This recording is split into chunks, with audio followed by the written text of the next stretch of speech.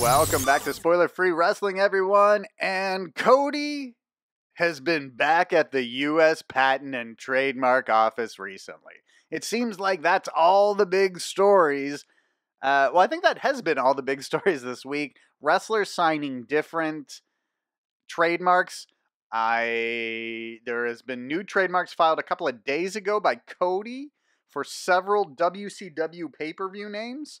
And I recently uncovered a few new trademarks registered by Rey Mysterio as well that might warrant some discussion. So, Cody, as we've mentioned on this website and YouTube channel, on March 10th, he applied to trademark the terms the American Dream and the American Nightmare. On March 14th, he applied to trademark the term Dusty Rhodes. And now it appears Cody has filed documents on March 18th to apply to trademark the terms Prince of Wrestling and then a bunch of WCW pay-per-view names. So Bunkhouse Stampede, Battle Bowl, and Bash at the Beach have all been filed for trademarks by Cody Runnels. Now, it's interesting to note that Cody has filed for these trademarks under his own name, not under All Elite Wrestling, the company he is one of several executive vice presidents of.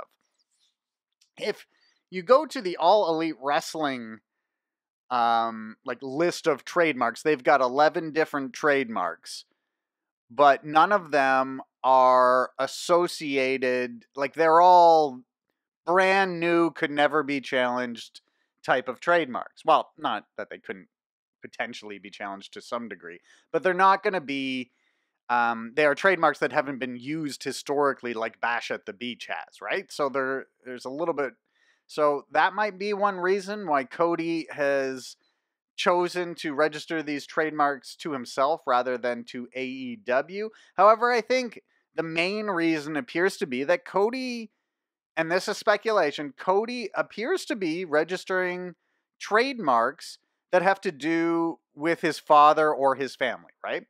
So the American Dream, which he filed to trademark, that was his dad's nickname. The American Nightmare, which he applied to trademark, that's his nickname.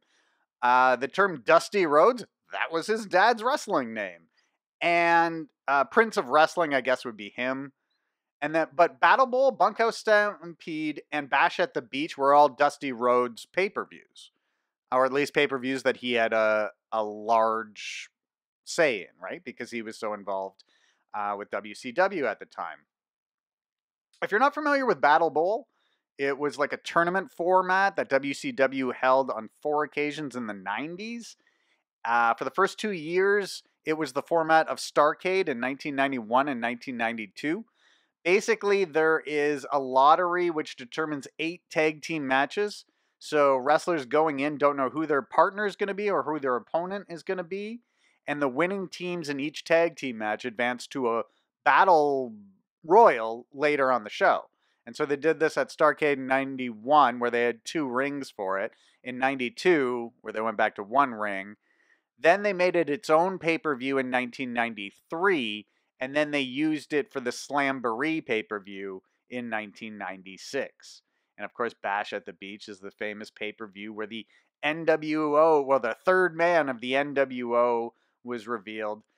Bunkhouse Stampede, another WCW pay-per-view. But if you noticed, other WCW pay-per-views that had less to do with Dusty Rhodes, say Road Wild or Hog Wild, that motorcycle rally in Sturgis they used to go to.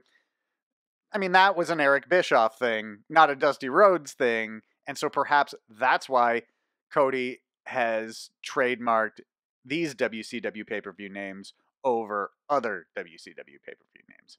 So, also Rey Mysterio, and I just discovered this because I was doing a bunch of searches on the U.S. Patent and Exchange Office, looking for Cody's trademarks, which actually aren't public yet on the U.S. Patent and Exchange Office. PW Insider is reporting that they have been filed. They would get in a lot of hot... Well, I mean, this is something that it would be easy to cross-check if PW Insider was correct about this in just a few days. It takes a few days for the documents to appear on the U.S. Patent or U.S. Trademark and Patent Office. And so it appears that somebody has just let PW Insider know before that stuff has been made public that these were filed for. Now, in terms of like why would somebody give PW Insider information on patents that are being filed before they're public? That's usually just as a sign. Well, I don't want to say that that's what happened here, but sometimes when people involved in the wrestling industry send scoops to anonymous source-based wrestling websites, it's sometimes, well, it's very often done because wrestlers want that information out there. But in this case, that information was going to come out there anyway. So it's likely that some people involved in this situation wanted to throw PW Insider a bone, give them a scoop, and give them the information before the information was made public, which it will be in a couple of days. But like lots of websites, it's not like it's very easy to get notified when someone has registered a new trademark. Like there's all these different things you can do so that when a site is updated, like a website page is updated, you get a notification. So anybody could go on any site that monitors patents and click on a link for patents that Cody Rhodes has registered and just set a little thing, like it's I forget what it's called, but you can set a thing that says, okay, this page has been updated. So anybody could just get like an update that says, oh, Cody Runnels has or this page has been updated. You click on the page and you see, oh, he registered the American Dream. He registered the American Nightmare. So that's one of those things where it's public information, but a lot of times news sources pretend like it's not, and they pretend like, oh, we got the inside scoop here. No, you didn't. You just set a little reminder that when a page is updated, you get a notification, you run on, you go, oh, look, Cody registered some new things. So when I was going through trying to find Cody's trademarks, I found a bunch of other ones from Rey Mysterio. So Rey Mysterio, and this was out a little bit, but like he had registered his name in 2018, and he had registered Principe Mysterio, which a lot of people took as something for his son. And now last week, so just last week, Rey Mysterio filed to trademark the term Prince Mysterio. And then last night on SmackDown, his son is on TV. So that could be a coincidence.